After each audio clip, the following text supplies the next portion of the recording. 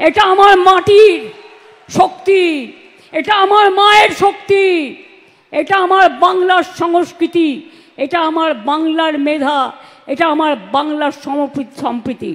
কিন্তু মনে রাখবেন, আমাকে ভয় দেখিয়ে কিছু করা যাবে না। নতুন করে ভোট আসলেই এনআরসি করতে হবে, ভোটার লিস্টে নাম কাটতে হবে। আর ইলেকশন কমিশন, আপনাকে অনেক প্রণাম জানাই, অনেক সালাম জানাই। প্লিজ দয়া করে বিজেপির ললিপপ হবেন না। তাই কান কাটার কোনো ভয় নেই। জিজ্ঞেস করুন না, একবার ভেবেছেন এই যে আপনি বারবার আসছেন ইলেকশনের আগে, ঠিক পরিযায়ী পাখির মতো ইলেকশন আসলেই আপনারা রোজ আসেন। আমি চাই 365 দিনই আসুন। বিমান ফ্রি, হেলিকপ্টার ফ্রি, রাস্তা ফ্রি, খাবার ফ্রি, সবই তো পান ফ্রিতে। আমি কিন্তু সরকার থেকে 1 পয়সাও মাইনে নিই না, জেনে রাখো ভাই বোনেরা। এবং আমি 7 বার এমপি ছিলাম, মাসে কিছু না হলেও 2.5 থেকে 3 লাখ টাকা পেনশন পেতে পারতাম এই 14 বছর। 1 পয়সাও নিইনি, সেগুলো কিন্তু কেউ মনে রাখে না। আর পশ্চিমবঙ্গ সরকারের চিফ সেক্রেটারি বসে আছে, তার সামনে বলছি, আমি কোনো সার্কিট হাউসে গেলেও সেখানেও টাকা দিয়ে থাকি। আমি বই লিখি, সেই টাকা থেকে যা পাই। আমি গান লিখি, গানের থেকে যা পাই আমার চলে যায়। আমি একা মানুষ, আমার কিসের দরকার? কিসের দরকার? খাই তো একবেলা, আমার কিসে লাগবে? আমি টাকা চাই না, আমি মেধা চাই। আমি টাকা চাই না, আমি আত্মসম্মান চাই। বাংলা মায়ের সম্মানে আঘাত করলে আমার গায়ে আঘাত লাগে। আমাকে আপনারা যা ইচ্ছে গালি দিন, আমার বিরুদ্ধে অপপ্রচার করুন, কুৎসা করুন, চক্রান্ত করুন, আমি লড়ে নেব। আমার বুকের পাটা আছে, জেনে রাখুন। এটা আমার মাটির শক্তি, এটা আমার মায়ের শক্তি, এটা আমার বাংলার সংস্কৃতি, এটা আমার বাংলার মেধা, এটা আমার বাংলার সম্প্রীতি। কিন্তু মনে রাখবেন, আমাকে ভয় দেখিয়ে কিছু করা যাবে না। নতুন করে ভোট আসলেই এনআরসি করতে হবে, ভোটার লিস্টে নাম কাটতে হবে। আর ইলেকশন কমিশন, আপনাকে অনেক প্রণাম জানাই, অনেক সালাম জানাই। প্লিজ দয়া করে বিজেপির ললিপপ হবেন না। প্লিজ দয়া করে বিজেপির ললিপপ হবেন না, তাহলে কিন্তু দেশের মানুষ ক্ষমা করবে না। যারা বাংলার ভোটার তাদের করতে দিন। বারে বারে আসবে আর বলবে বাংলায় নাকি সব বাংলাদেশিরা থাকে। আচ্ছা বলুন তো, ছোট্ট একটা প্রশ্ন, আমি এর উত্তরটা পেয়েছি বিখ্যাত পরিচালক গৌতম ঘোষের কাছ থেকে। আপনারা দেখবেন উনি এটা বলেছিলেন ফেসবুকে, টুইটে। কথাটা কি, আমরা তো তখন জন্মাইনি, আমাদের দোষ দিচ্ছে। বুঝুন অবস্থা। বলছে এখানে নাকি সব বাংলাদেশ হয়ে গেছে। কোথা থেকে হলো? 1947 সালে স্বাধীনতা আন্দোলনের পর যখন দেশ ভাগ হয়েছিল, আপনারা কি করেছিলেন? ভারত ভাগ করতে গিয়ে বাংলাকে ভাগ করেছিলেন আর পাঞ্জাবকে ভাগ করেছিলেন।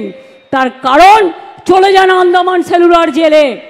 আমি রেপ্লিকা তুলে নিয়ে এসেছি আলিপুর মিউজিয়ামে।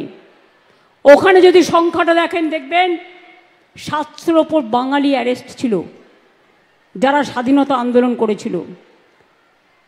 প্রায় 90%। আর 10% ছিল পাঞ্জাবিরা। ওরা জানতো বাংলাকে ওরা শায়েস্তা করতে পারবে না, বাংলার শক্তির কাছে পারবে না। তাই ওরা কি করেছিল?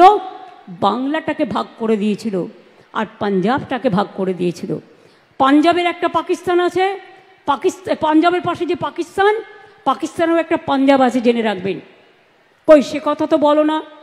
তাহলে আমাদের পাশে বাংলাদেশ তো আমরা তৈরি করিনি, তোমরা করেছো, তোমাদের প্রপিতামহরা করেছো। আমাদের ভাষা যদি এক হয়, আমরা কি করতে পারি?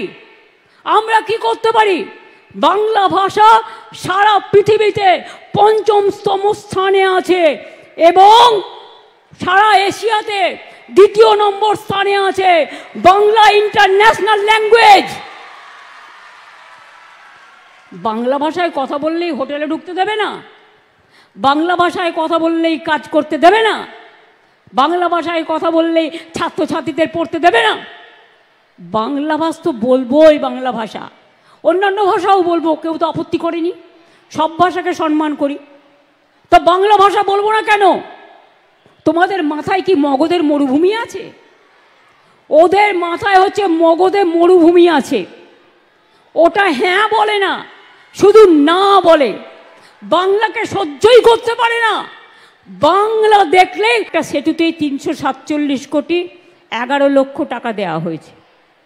এছাড়াও রাস্তা হবে আরও নতুন করে, খণ্ডঘোষ, আউসগ্রাম 1, আউসগ্রাম 2, কাটোয়া 1, কাটোয়া 2, গলসি 1, গলসি 2, পূর্বস্থলী 1, মন্তেশ্বর ব্লকে অনেক রাস্তা 175 কোটি টাকা দেওয়া হয়েছে।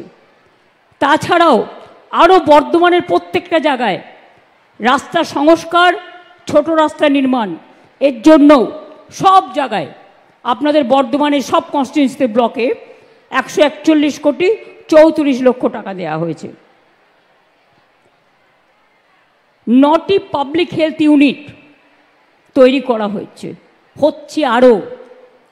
কালনা 1, রায়না 1, পূর্বস্থলী 2 ব্লকে সুস্বাস্থ্য কেন্দ্র নির্মাণ আবার হবে।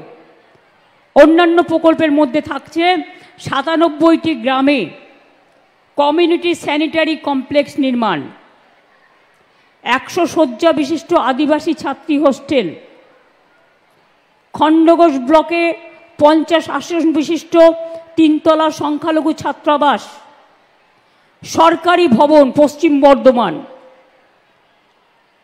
কল্যাণপুরে কালেক্টরেট কমপ্লেক্স নির্মাণ 29 কোটি 25 লক্ষ টাকা দেওয়া হয়েছে। মলয় ঘটক আমাদের ওখানকার মেয়র, তারা সবাই ওখানে আছেন, প্রদীপ মজুমদারও আছেন। আমি তাছাড়াও পুলিশ কমিশনারেট নতুন করে তৈরি করা হয়েছে।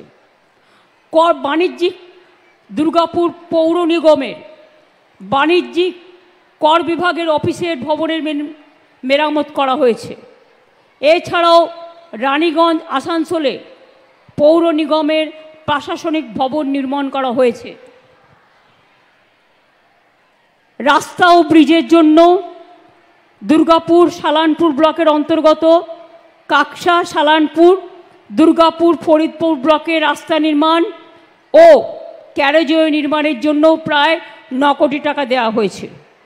পৌর কমিউনিটি স্বাস্থ্য কেন্দ্র, তার জন্য আসানসোল 5 কোটি টাকা দিচ্ছে। জামুরিয়া, রানীগঞ্জ, অন্ডাল, দুর্গাপুর, ফরিদপুর, বারাবণী ও পাণ্ডেশ্বরে